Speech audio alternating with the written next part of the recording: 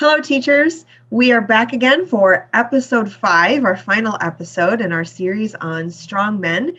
And I am here today with my friend Kenneth C. Davis, who is the author of Strongman, The Rise of Five Dictators and the Fall of Democracy. And we are here talking and teaching about democracy and what happens when a strongman comes to power. What happens to that democracy?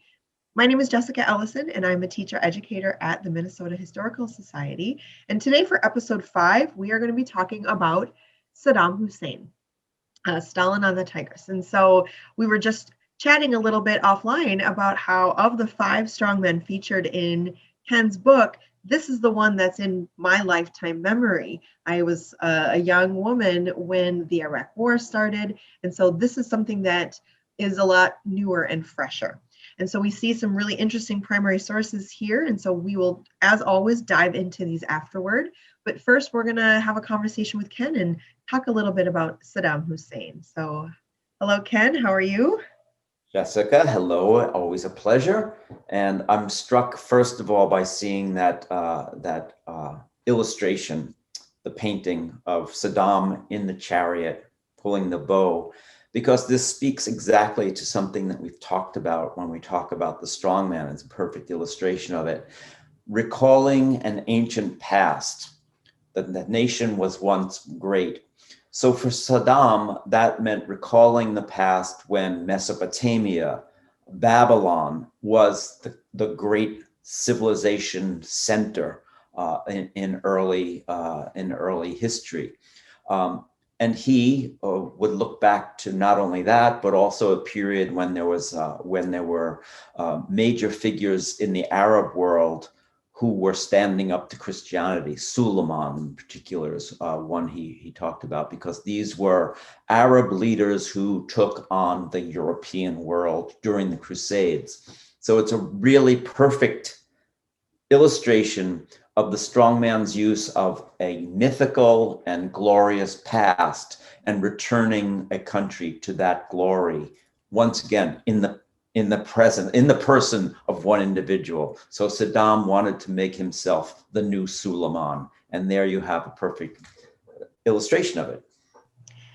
So he is the first one of the strongmen that we are talking about that wasn't alive and kind of growing up during World War I. And we saw that World War I was really kind of instrumental for a lot of these. So can you talk a little bit about Saddam's beginnings and how he grew to power? I'm going to talk about that, absolutely, but I'm going to say that it still goes back to World War I.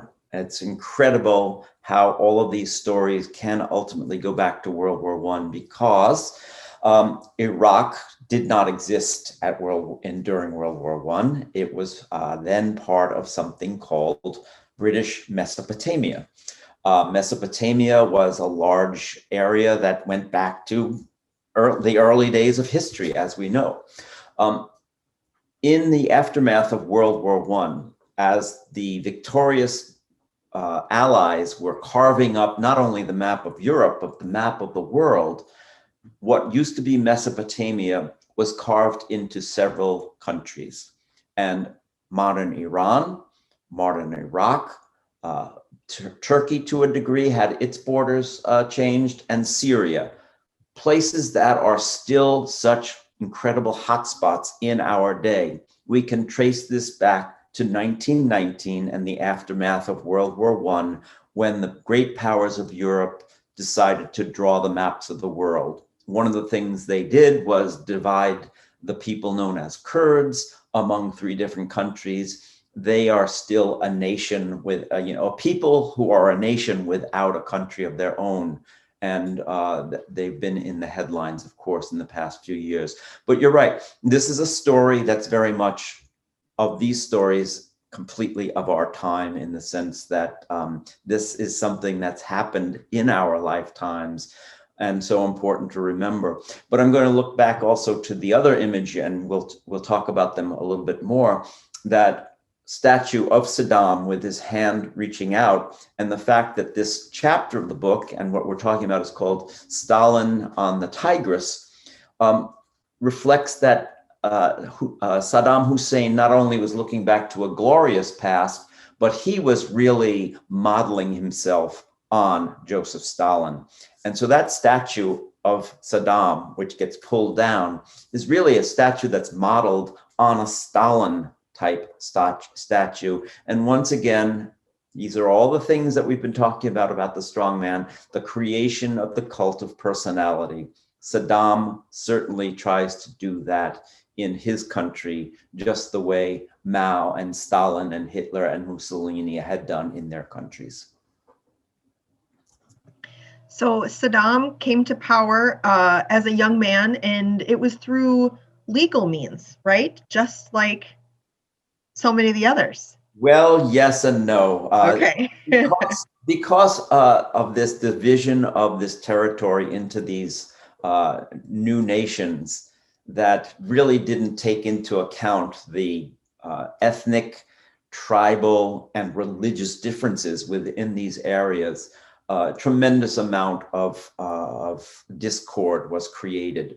And Iraq, for most of its history from 1919 going forward, was ruled by the British. And they installed a king, as they did in other areas. So this is really a vestige, first of all, of the old British Empire. Gradually, as the British lose power and start to lose their empire, and you have the end of the colonial era in this part of the world, there's tremendous infighting to take power. Now, in India, of course, it happened for the most part peacefully under Gandhi, although when the division between India, between Muslim and Hindu happened, it wasn't so peaceful. In Iran and in Iraq, it was going to be much worse. And so from the 1960s forward, you have coup plus after coup after coup as military forces largely are battling for power. Eventually, in the late 1960s, Saddam Hussein emerges victorious and ruthless. He immediately does all the things that the other strongmen have done, including purging his opposition violently, including members of his own political party. This was perhaps one of the most blatant cases of a leader, a strongman type leader, just absolutely murdering his opponents. And there's a famous scene that I describe in the book where people who have Saddam says have betrayed him are just taken from a dinner party and put to death. You can hear the machine guns as they are executed. And then he sort of says, well, who else is with them? And of course, everyone realizes that if I'm going to make it in this world, I have to throw my lot in with Saddam Hussein. So a man of complete ruthlessness, but who also then was able to project this image as the father of the country. Road building, schools, education improved. There was no question that for some Iraqis, life improved at first under Saddam's rule, but it was a complete reign of terror as well. So how did this all end? We've been talking about these other dictators, and certainly Mussolini and Hitler died at the end of World War II, and Stalin died at an old age, and so did Mao. But what happened to bring down Saddam? Of course, we know that story from the news recently, so there are no spoilers here. Of course, Saddam had grandiose visions of making Iraq a world power, primarily by using the power of oil to grow the country's wealth, and wealth was going to be translated into military power. He did that in part by embarking on wars with his neighbors, a long, brutal war with Iran, his neighboring country. That lasted for a while. Then he went into Kuwait, another small oil-rich country. When he did that, this is around 1990 now, when he did that, the United States, which had a very kind of on and off tenuous, tentative relationship with Saddam Hussein under George H.W. Bush, the elder George Bush. The United States said no, and with an international coalition of other nations, stopped Saddam Hussein in what was called the First Gulf War. I should point out that the United States, again, did not declare war. This was congressionally approved, but it was not an actual war. Iraq was quickly defeated in that first Gulf War. And then as time went by from between 1990 and the early 2000s, Saddam Hussein started to rebuild his military.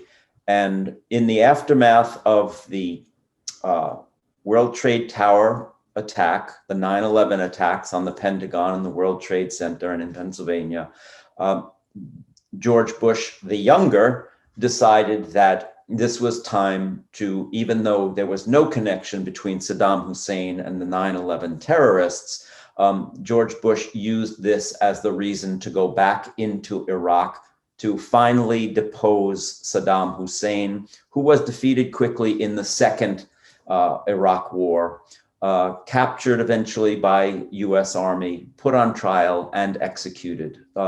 And that all played out in the newspapers in our lifetime. And I should point out, this is one of the reasons why I included Saddam Hussein.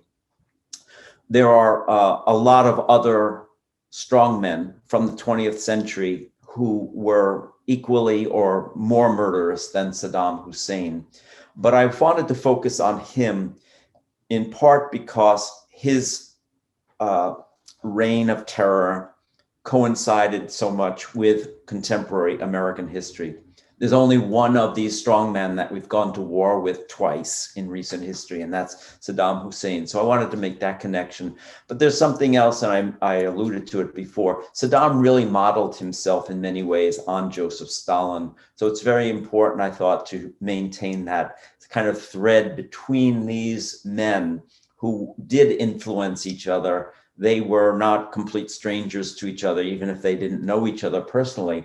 When they did finally get to Saddam's palace, they found a library that was filled with books about Stalin and his techniques. So clearly, Saddam Hussein had modeled himself on Joseph Stalin, the undisputed ruler of the Soviet Union, and a cruel and murderous man. And Saddam Hussein was also a cruel and murderous man, as the history shows. I think the history also shows, as you've pointed out, how these strongmen study one another and pull from this playbook. You know, we know that Hitler studied Napoleon, for example, and we know that, as you say, Saddam Hussein modeled himself after Stalin.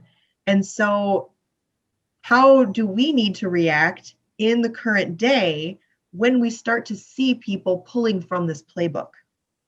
Well, it's a very, very important question, and it's a very timely question because it is happening around the world.